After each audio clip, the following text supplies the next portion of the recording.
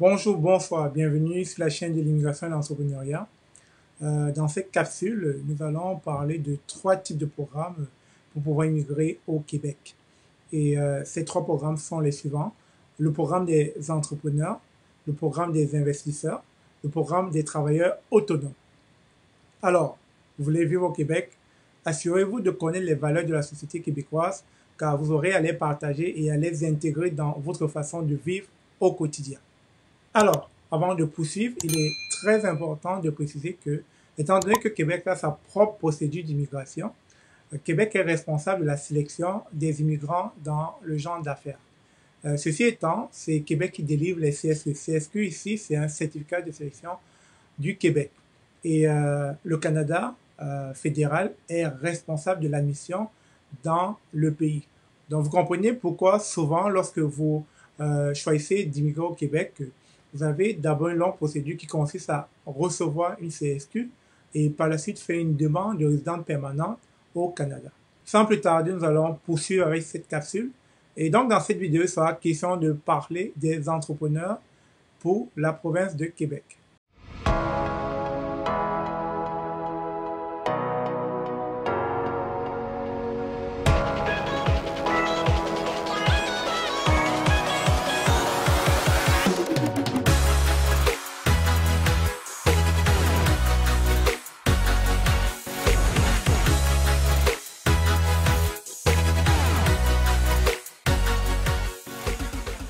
Ainsi donc, dans cette vidéo, vous verrez les conditions d'admissibilité, le processus de sélection, les documents à fournir pour la demande de sélection permanente, le coût du programme, le délai de traitement, la demande de résidence permanente une fois le CSQ obtenu, le coût et les délais de traitement pour le visa de la résidence permanente.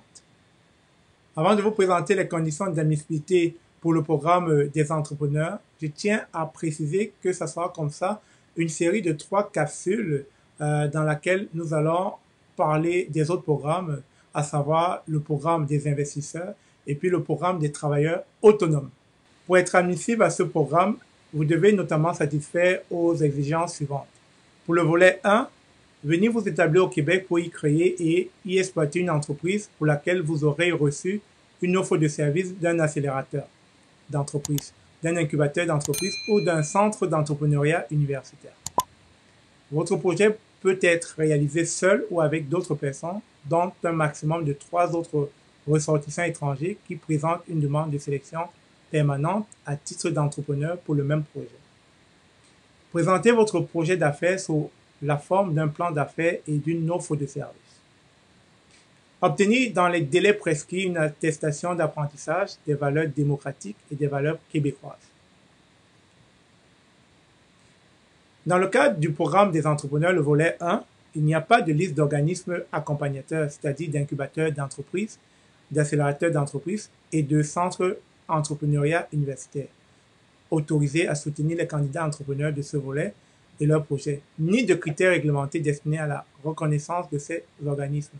Toutefois, pour vous aider dans vos démarches, vous pouvez consulter à titre indicatif une liste de projets d'incubateurs, d'entreprises, d'accélérateurs d'entreprises et des centres d'entrepreneuriat universitaire soutenus par le ministère de l'Économie et de l'Innovation. En ce qui concerne le volet 2, si vous voulez vous établir ou acquérir une entreprise au Québec, il va falloir préparer un dépôt et ce dépôt est de 200 000 $ canadiens si jamais votre entreprise se trouve à l'extérieur du territoire de la communauté métropolitaine de Montréal. Et de 300 000 $ si votre entreprise se trouve sur le territoire de la communauté métropolitaine de Montréal. Le dépôt de garantie de 200 000 $ constitue une assurance de la concrétisation de votre projet d'affaires. Il sera remis suite à la démonstration de votre part de la réalisation de votre projet d'affaires. Vous devez également disposer de 900 000 $ canadiens avec, le cas échéant, votre époux ou conjoint de fait dont l'origine et l'accumulation licite doivent être démontrées. Vous devez présenter votre projet d'affaires sous la forme d'un plan d'affaires. Vous devez obtenir dans les délais prescrits une attestation d'apprentissage des valeurs démocratiques et des valeurs québécoises pour vous et le cas échéant des membres de votre famille qui vous accompagnent. Si vous choisissez l'option création, vous devez détenir et contrôler minimalement 25% des capitaux propres de l'entreprise. Si vous choisissez l'option acquisition, vous devez détenir et contrôler minimalement 51% des capitaux propres de l'entreprise. Votre entreprise ne doit pas exercer l'une des activités économiques suivantes. Prêt sur salaire, encaissement de chèques ou prêt sur gage. Prêt sur salaire, encaissement de chèques ou prêt sur gage. Développement immobilier, aménagement immobilier ou courtage en immobilier ou en assurance.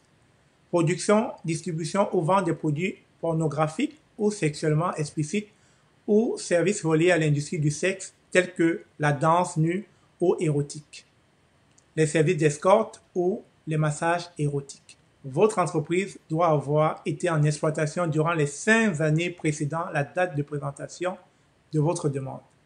Le candidat entrepreneur du volet 2 a la responsabilité de trouver une institution financière au Québec afin d'y effectuer ses dépôts de démarrage et de garantie. Aussi, il est important de mentionner les autres critères tels que l'âge, votre niveau de scolarité, vos connaissances linguistiques en français et en anglais, votre capacité d'autonomie financière, vos séjours au Québec, votre famille au Québec, etc. En ce qui concerne le processus de sélection, vu que vous êtes admissible, il va falloir maintenant préparer votre demande. Préparez soigneusement votre demande afin d'en accélérer le traitement. Si votre dossier est complet et recevable, votre évaluation en sera facilitée. Pour être complet et recevable, votre dossier doit être conforme aux exigences décrites à l'annexe du formulaire de demande de sélection permanente du programme que vous avez choisi. Votre demande doit notamment comprendre le formulaire de demande de sélection permanente dûment rempli, l'annexe dûment remplie, entrepreneur seulement, toutes les déclarations signées, le document narratif pour vous et le cas échéant l'époux et le conjoint de fait qui vous accompagnent, le paiement des droits exigibles ainsi que les pièces justificatives lisibles dans le format exigé. Une fois que votre demande est bien remplie, vous pouvez maintenant faire la demande de sélection permanente. Je mettrai le lien en dessous de cette vidéo pour mieux vous guider. Il est important, comme je l'ai dit tout en début, ici c'est une demande qui concerne uniquement la province de Québec. Et donc cela a un coût. Et ce coût est de 1099 $. Et en ce qui concerne le délai de traitement, les délais de traitement des demandes peuvent varier en tout temps en raison de plusieurs facteurs, objectifs globaux de sélection par bassin géographique et par programme d'immigration, volume des demandes de certificats de sélection reçus et provenant de divers pays et territoires, conjoncture internationale, etc. Donc, réellement, la province de Québec ne donne pas un délai clair sur le traitement des dossiers. À ce niveau, la procédure n'est pas terminée. Il va falloir attendre l'approbation de la province de Québec si jamais votre demande est approuvée. Et ensuite, vous allez donc faire une demande de résidence permanente au fédéral pour pouvoir venir au Canada. Et donc pour cela, il va falloir remplir des formulaires, il va falloir faire des tests médicaux et il y a des coûts pour cela. Donc il y a des frais exigés par le gouvernement du Canada pour le traitement d'une demande de résidence permanente. Et donc ces frais s'élèvent à 1575 $ pour les frais de traitement et pour les frais relatifs aux droits de résidence permanente, c'est de 500 $. Donc, vous avez en moyenne 2075 $ à préparer dans le cadre du programme des entrepreneurs. Ensuite, vous avez les examens médicaux et de sécurité soumis à un tarif défini localement selon le pays dans lequel vous vous trouvez. En ce qui concerne le délai de traitement, cela peut varier d'un pays à l'autre, mais on compte ici 52 mois d'attente. Pourquoi 52 mois d'attente? Ces délais de traitement indiquent le temps qu'il nous a fallu pour traiter la plupart des demandes complètes au cours des 12 dernières années. Si votre demande n'est pas complète, elle pourrait vous être retournée ou son traitement pourrait être retardé. Le calcul de votre délai de traitement débute à la date à laquelle nous recevons votre demande complète et se termine lorsque nous prenons une décision. Ces délais de traitement s'appliquent seulement au volet fédéral du traitement, c'est-à-dire au bureau des visas.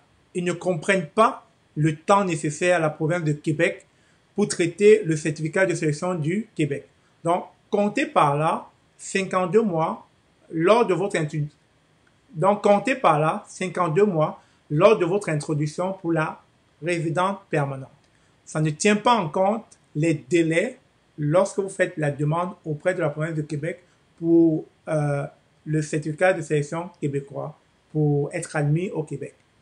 Donc, il y a un délai pour le CSQ et ensuite, on a un délai pour le visa. Vous comprenez donc que c'est souvent des programmes assez longs, mais si vous êtes un homme d'affaires et que vous êtes patient, que pendant que vous lancez ce genre de programme, vous avez vos activités, des choses à faire, je pense que en moins de 4 ans, les choses peuvent aller vite. Je me rappelle quand je postulais pour venir au Québec, je travaillais comme consultant en informatique et j'ai appliqué en 2010 et mon visa est sorti en 2013. Mais les 3 ans sont passés rapidement parce que j'étais occupé. Donc vous voyez que lorsque vous avez ce facteur d'occupation, vous ne voyez pas le temps s'écouler et rapidement vous allez vous retrouver ici en une fraction de seconde. Donc vous voyez, lorsque vous êtes occupé, lorsque vous êtes en activité, rarement on voit le temps passer. Et je pense que pour tous ceux qui m'écoutent en ce moment, qui sont entrepreneurs, qui sont investisseurs, qui sont travailleurs autonomes, pourquoi pas essayer, vous n'y perdez rien. Mais je tiens quand même à rappeler qu'il y a un coût, il y a beaucoup d'argent à mettre en jeu. Est-ce que vous êtes prêt à mettre cet argent en jeu? C'est à vous de voir. Sur ce, j'espère que cette capsule sur le programme des entrepreneurs vous a plu. Pour les prochaines fois, nous allons parler des investisseurs et puis nous allons parler aussi des travailleurs autonomes. Je vous remercie d'avoir suivi cette capsule et à la prochaine.